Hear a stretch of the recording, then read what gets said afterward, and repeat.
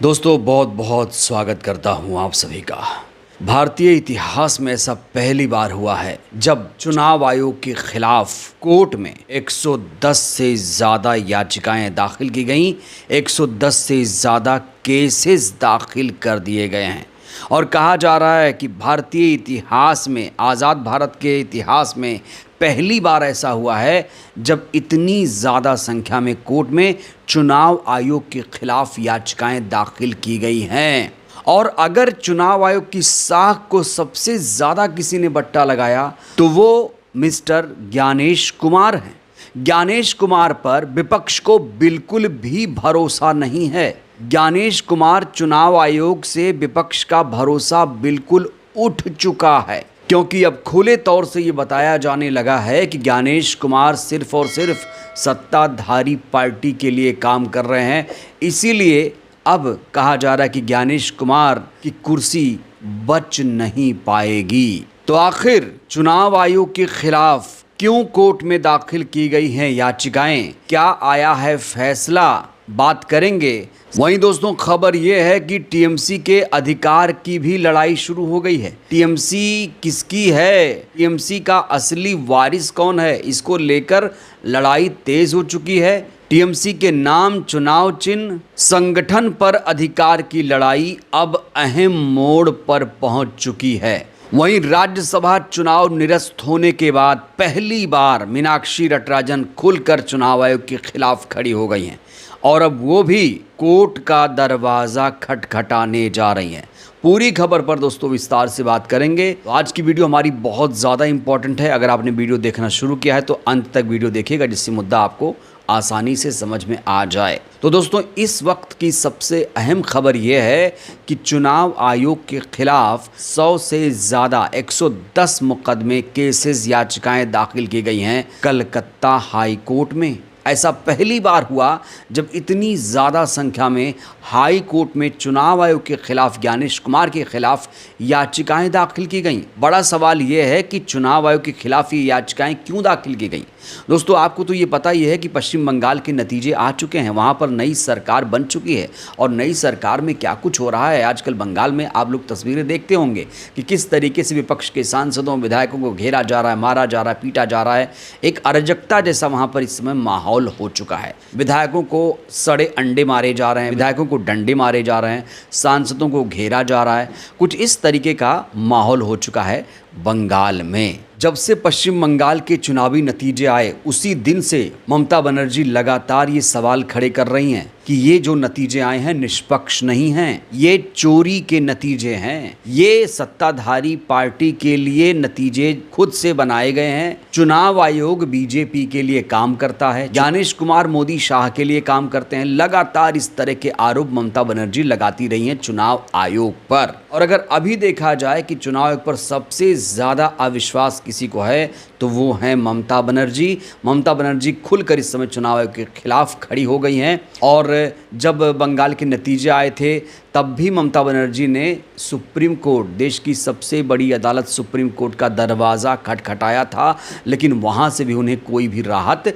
नहीं मिली थी। दोस्तों आपको बता दें पश्चिम बंगाल इलेक्शन से पहले यहाँ पर एसआईआर हुआ था और यहाँ पर जो एसआईआर हुआ उसमें भी धांधली की गई। बंगाल में लाखों नागरिकों को वोट के अधिकार से वंचित कर दिया गया और टीएमसी बीजेपी में वोट का जो अंतर है वो कहा जा रहा है उतना ही है जितना एसआईआर में वोट काटा गया था।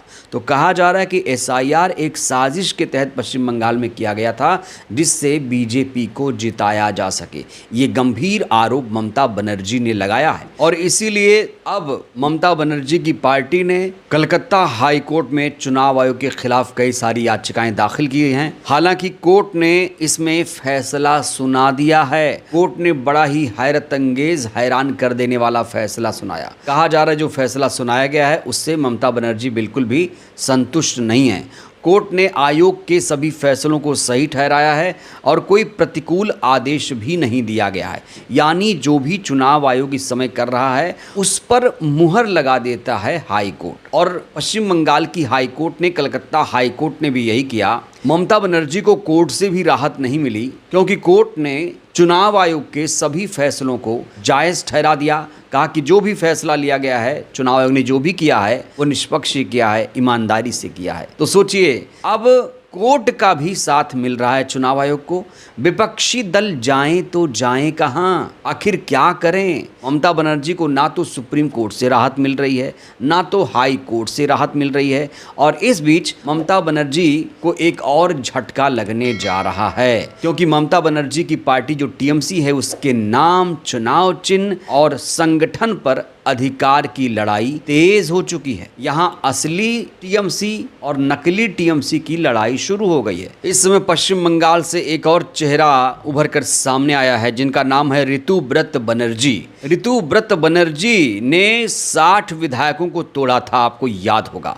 इस समय ऋतुव्रत बनर्जी ने यह दावा किया है कि उनके पास 60 विधायक हैं, लिहाजा वही असली टीएमसी हैं। ममता बनर्जी के पास चूंकि विधायक कम हैं और सांसद भी कम हैं, इसलिए ऋतुव्रत ने यह दावा ठोक दिया है कि टीएमसी पर उनका ही कब्जा है। इस सिलसिले में ऋतुव्रत बनर्जी ने चुनाव आयुक्त ज्ञानेश कुमार से दिल्ली में जाकर मुलाकात की, और मुलाकात के बाद जब ये लोग पश्चिम बंगाल वापस गए, कलकत्ता वापस गए, तो इसके बाद टीएमसी के पार्टी हेडक्वार्टर पर भी इन लोगों ने कब्जा कर लिया। जो ताला लगा हुआ था उस ताले को पहले तोड़ दिया गया, उसके बाद एक नया ताला लगा दिया गया है। दोस्तों, इस पूरे मामले में अगर सबसे ज्यादा किसी की बड़ी भूमिका है तो वो हैं ज्ञानेश कुमार। इससे पहले भी हमारे देश में कई सारी पार्टियां टूट चुकी हैं, चाहे वो शरद पवार की पार्टी हो या फिर उद्धव ठाकरे की, बाला साहेब ठाकरे की पार्टी हो। इन दोनों पार्टियों के जैसा कहा जा रहा है हश्र अब टीएमसी का भी होगा। तो पश्चिम बंगाल में जो असली नकली टीएमसी की लड़ाई शुरू हुई है, जानते हैं इस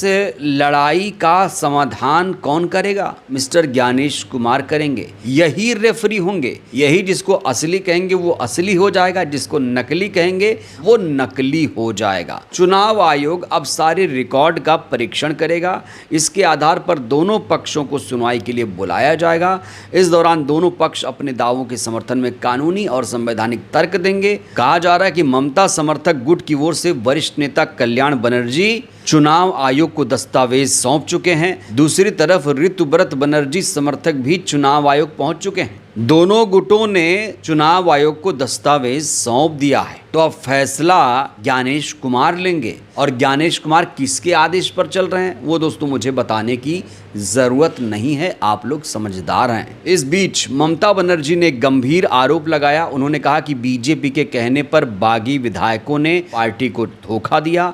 उन्होंने मुख्य चुनाव आयुक्त ज्ञानेश कुमार को भी निशाने पर लेते हुए कहा कि अगर बीजेपी पार्टी का सिंबल छीनने के लिए गायब कुमार का इस्तेमाल भी करती है तो भी वह उनकी आवाज नहीं दबाएंगे।